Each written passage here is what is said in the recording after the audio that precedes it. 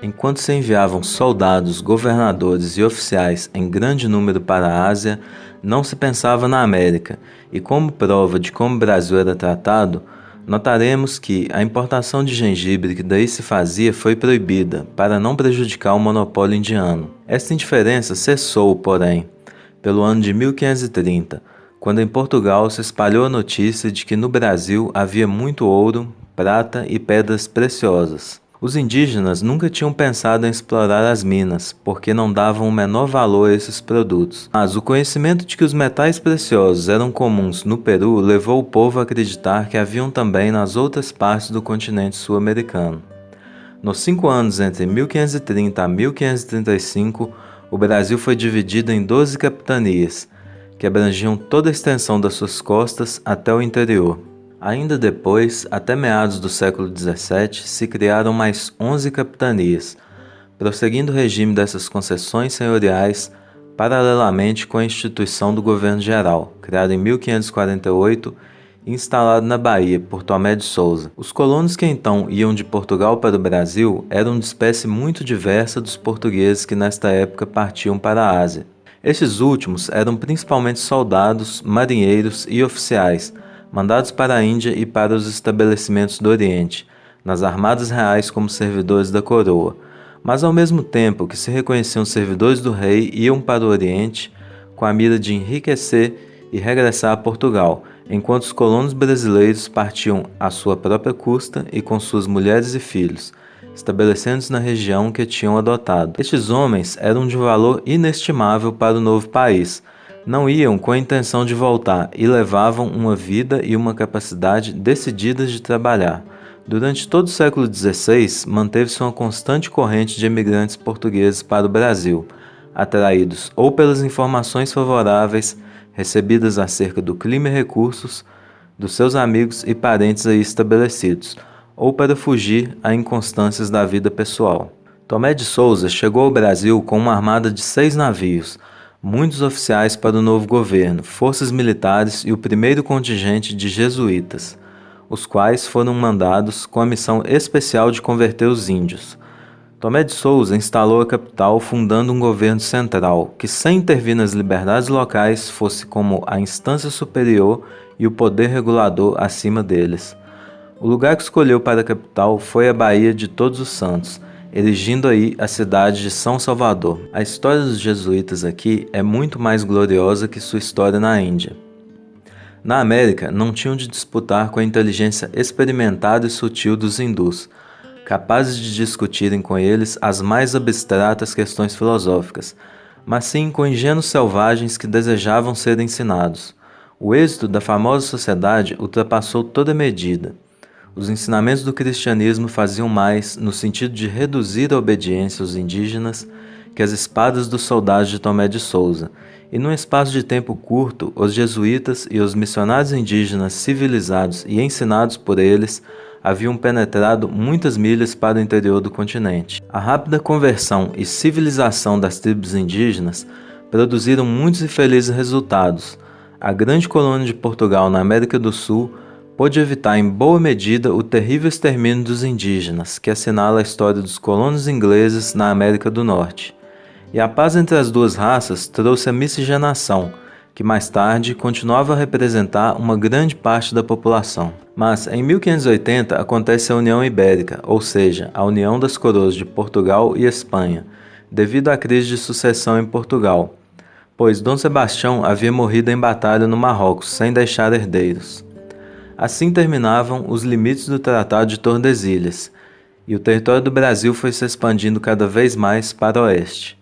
Foram então realizadas expedições ao interior, tanto por ordem da coroa, as entradas, como por particulares, as bandeiras. Estas expedições exploratórias duravam anos, em busca de riquezas minerais e indígenas para escravização. Esta união colocou, contudo, o Império Português em conflito com potências europeias rivais da Espanha, como a Holanda, e assim, em 1595, se iniciou a Guerra Luso-Holandesa. A restauração da coroa portuguesa só se daria em 1640, após a Guerra da Restauração, quando Dom João IV ascende ao trono.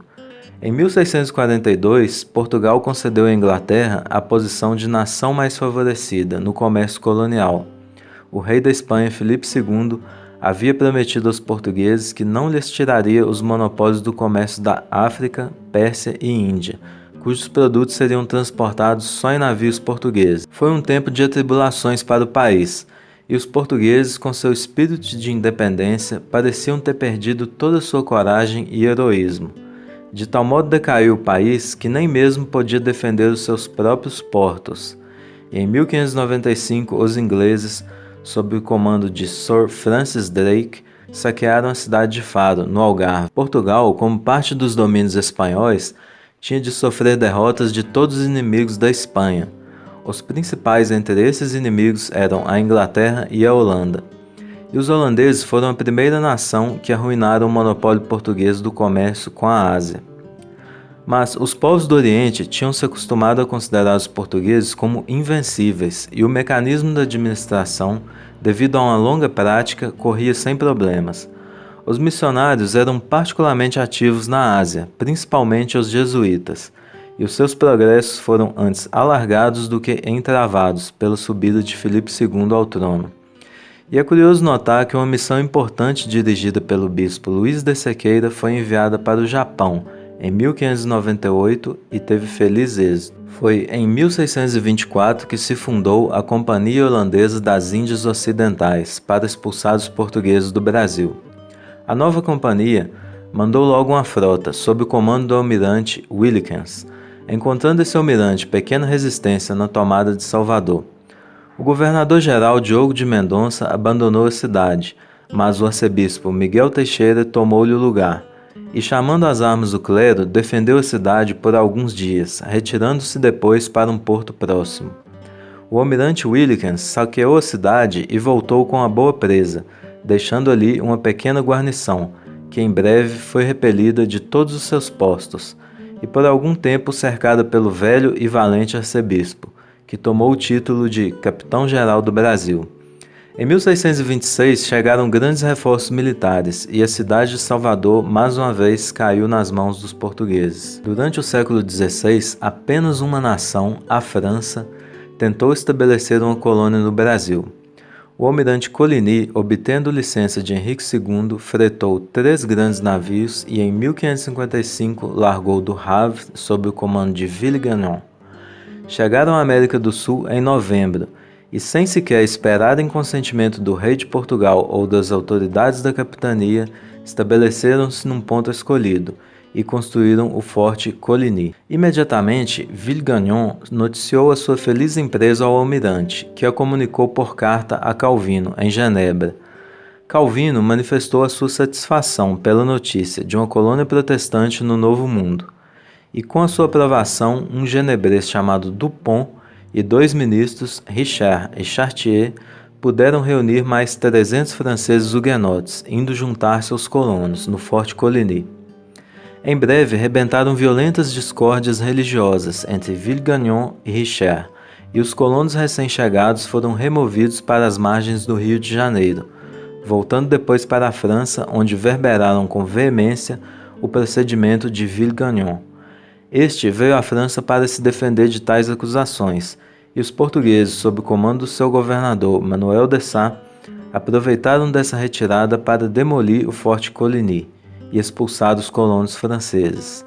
Assim terminou a primeira tentativa dos franceses para se estabelecerem no Brasil.